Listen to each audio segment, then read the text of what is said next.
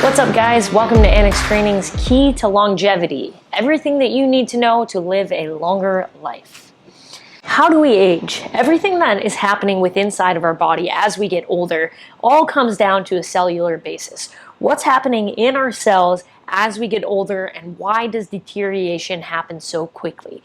Now, as we stop moving, our cells stop getting liquid. They stop getting fluid. They stop moving well. They also stop separating and dividing itself. So with all of that comes a lot of mutations that happen within inside of our chromosomes, mutations that happen within inside the mitochondria inside the cells. All of this junk that begins to happen in the cell and outside the cell leads to cellular death. And that actually leads to death in skin growth, that leads to death in hair growth, and these are why you start to see things like wrinkles and gray hair as people get older. The proteins in our body just don't work as well as they used to because they are simply at the mercy of entropy.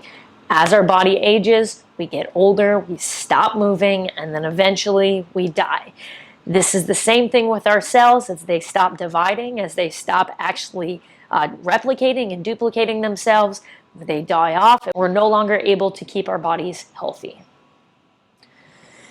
By the system, now what is happening to the rest of our body, the bones in our system, the joints, all of those types of things? What happens as we get older? The density of our bones actually begins to decrease, and you may have heard this by osteoarthritis, osteoporosis, all of these things where the actual bone in our body starts to get less dense. This typically begins at around age 35 for men and around age 30 for women. Once we hit that point, if we're not doing things to protect our bones, if we're not doing things to allow our cells to replicate itself and to get stronger and adapt to a better environment, the bone just simply starts getting more porous. Our foot arches become less pronounced, so our foot actually begins to collapse a little bit more. The discs inside our spine get less fluid because we simply aren't moving them as much if you compare movement from a child to movement of a 30-year-old. And our joints also begin to get less fluid and become much stiffer. Our skeletal muscle, we lose mass. If we're not working to build mass, you're going to lose it because it takes a lot of energy for your body to keep this mass and muscle mass on itself. It begins to decline by about 20% after the age of 30, unless you are constantly working to build more tissue in your body. All things like strength, flexibility, height, coordination, balance, all of these things start to decrease simply because we aren't working to keep them healthy. The other thing that we start losing good control over and good connection with is our central nervous system. If we're not asking our nervous system to do much, balance, move specific areas of our body, move into all areas of our body actually begins to shut down those neural pathways, and we no longer get use from those areas of the body. Our digestive system, this will also actually start to slow down. Good bacteria decreases as we get older as well. Respiratory system, we decrease our ability to maximize and utilize oxygen after the age of 25. Working on things like diaphragmatic breathing, working on things like hitting zone 2 cardio, making sure that we're actually working our heart to not only contract strong, but also relax in an eccentric manner just as strong. Those types of things aren't going to allow your body to utilize oxygen. As our diaphragm gets weaker, as our lungs get weaker, we actually start reaching for more air, and our posture gets worse as well. With posture getting worse, our gait gets worse. Our arches collapse, we get bunions on our toes, and we stop being able to actually walk properly. If you can actually keep your breath strong, this is going to be your biggest marker of longevity. Somewhere around age 30 to 40, our kidneys begin to actually decline the rate at which they can filter blood. Our bladder loses that elasticity, and our urinary system starts to decline. Our endocrine system as well, responses to how we can control our hormones begins to diminish as well. Somewhere around 30 years old, our human growth hormone begins to regress around 14% every decade. Now that's our ability to put on muscle mass. So we think if we are 30, 35, 40 years old, if we're already decreasing by 14%, we have to work as hard as we can right now at this current moment of time to build as much muscle mass in our body as we can, since our natural ability to grow muscle, to repair muscle, is going to decline so quickly. In our circulatory system, somewhere around 40 years old, our heart begins to thicken. It causes the heart to fill with blood more slowly, causes more calcification, unless you are working your heart specifically. Just like I said, with zone 2 cardio, ensuring that our heart can actually work in the eccentric pattern, this is going to keep your heart healthy. If we are only working it in a highly contracted position, just like you would in a HIIT class, a CrossFit class, high intensity interval training, sprints, those types of things, only works the concentric portion of the heart, the concentric contraction. So if you're only working it there, that's why people are so highly stressed and highly anxious, is because everything is go, go, go, and we're not allowing the body and the heart to actually relax fully. In our nervous system, the structure and function of the nerve cell can actually be lost as we're getting older. So just like I said, we lose neural roots going to our hands, our fingers, our shoulders, all of these certain things if we're not actually using them. Waste can build up in the brain, causes plaque, causes tangles inside the brain. Our sight and our hearing also decrease as the lenses of our eyes begin to stiffen. You have to take note here that all of these things are talking about stiffening, right? So if you're not using something, it becomes stiff. That's just your body's natural response, because if we're not working something, it takes energy to actually be able to move it well. So if we're not working our eyes, if we're not constantly testing their ability to work, they're going to stiffen. Same as the heart, same as the joints. In our skin, stem cell production decreases and its availability will decline as we age. We'll have a loss of collagen, we'll have a loss of skin pigment as well. For our immune system, now this one's extremely important, and it's very, very sensitive to what we do and how we make it strong. We can break this down into 6 components. So the lymphatic system, this is a network of organs, nodes, vessels. All of these things transport lymph fluid to your body. Now all of this lymph fluid is actually infection-fighting white blood cells, so this is a very, very important one. Number 2, your respiratory system. Mouth, lungs, larynx, trachea, all of these things that are helping your body take in oxygen and expel carbon dioxide. Think of this also in regards to diaphragmatic breathing and actually making sure that your lungs stay healthy. Skin, this is the largest organ in our body, so it serves as a barrier from our internal environment to the external environment.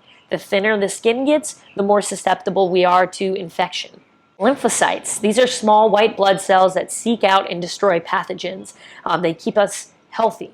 They are our immune response to any sickness that comes in our body. These are our B cells and our T cells. Anytime these decrease, it increases the susceptibility of us getting sick. Our spleen, this stores all of our white blood cells. Our platelets, it filters blood. It also recycles old red blood cells to make sure that everything in our body stays clean. The gut, this harbors so many different kinds of bacteria, good and bad, making up our gut microbiome. 60% of our immune system is actually found in the gut lymphoid tissue. Now, one of the things that we have to remember are NK cells. Now, these are called NK cells because they are called the natural killer cells. This is a type of lymphocyte that's crucial in our immune system health. It's produced by bone marrow, lymph nodes, spleens.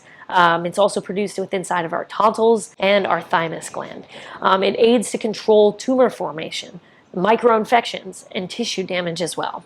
NK cells remain at rest until they're activated by inflammation. So we think about this anytime we have an inflammatory diet, anytime that we have slight inflammation inside of our body, this is when NK cells are actually start to run rampant inside of our body. Once this happens, they release these things called cytokines. This releases a membrane that will actually cause targeted death to that specific cell. When abdominal fat is high, NK cells are increased, which can lead to insulin resistance, pancreatic damage, exacerbation of the autoimmune system or asthma, And then also it can actually lead to miscarriages as well. If you have low NK cell levels, you're most likely going to get a very bad viral infection, cancer, multiple sclerosis, rheumatoid arthritis, lupus. All of these things are typically because NK cell levels are low or they're not being effectively released inside the body. Some proactive strategies that we can take immediately to ensure that we start working towards longevity. Hydrate. Up to 60% of the adult body is made out of water. The brain and the heart are composed of 73% water. Your lungs have about 83% water. So all of this is super important to get enough water in, so we're not just simply using it to flush out our system. This must be purified and mineral-rich water as well. One thing that you can do if you're trying to kind of flush out your lymph nodes, if you're trying to recover after being sick, something that you can do is sip warm water every 15 minutes throughout the day for 2 consecutive weeks. That will help stimulate lymph flow. This will relieve any congestion that you might have inside your nose, your throat, anything that you feel may be a little congested. Getting a massage just actually helps relax your body. Just like I said, if we're in this hyper state of anxiousness, hyper state of depression, getting a massage will actually help your levels kind of drop down. It will help you relax. It will also improve your flow and drainage of lymph. Steady state cardio, zone 2 cardio, same thing. Doing this 2 to 4 times per week, somewhere in between 40 to 60 minutes, in between 120 and 140 beats per minute. Now that's going to be an average for most people. As you get better at this, we'll have to increase that beats per minute because you start to get in better shape. This encourages your heart to contract eccentrically, which I said once before, and it also doesn't affect the mitochondria within inside the cell. High intensity training does. It starts to actually mutate your mitochondria and has a negative impact on cell health. Meditation. There's so many benefits to sitting in a room and calming the mind down, focusing on your breathing. It allows you to increase your stem cell production, lengthens your telomeres of your chromosomes, which actually leads to a longer, more fulfilling life. It dissolves plaque in your brain. You can read the list, repairs DNA, reduces inflammation. All of these things are very important when we're talking about longevity of the body. Some of the strategies that I utilize for mindful meditation: sit on the floor or in a comfy chair. If you straighten your body and you kind of set your head on shoulders that are pulling back and are at rest. Let your hands drop to the side, rest them on your thighs, drop your chin a little, let your gaze fall. I typically will close my eyes. Allow your tongue to rest on the roof of your mouth. Breathe through your nose only if possible. You'll be amazed that if you actually make yourself breathe through your nose, you'll actually clear up any sinus issues that you might have. So just breathe through your nose when you can. Obviously, if you have to take a breath through your mouth, go ahead and do that as well. Focus on your breathing, 4 seconds in, 4 seconds out. If you feel the need to itch, just pause for a second and only move with intention to scratch that specific itch, rather than having this rely on a reaction. If your body relies on reactions, it becomes reactive to its environment around it, rather than choosing the path that your body is able to take. If your mind shifts, just simply let go of that thought, try to move back to your breath counting, and you'll find that you'll actually be able to sit for 5 to 10 minutes pretty simply after about 2 to 3 sessions. If you're able to work yourself up to 40 to 45 minutes, that will be a much more beneficial experience. Cold therapy. Cold is extremely important for our body's immune health.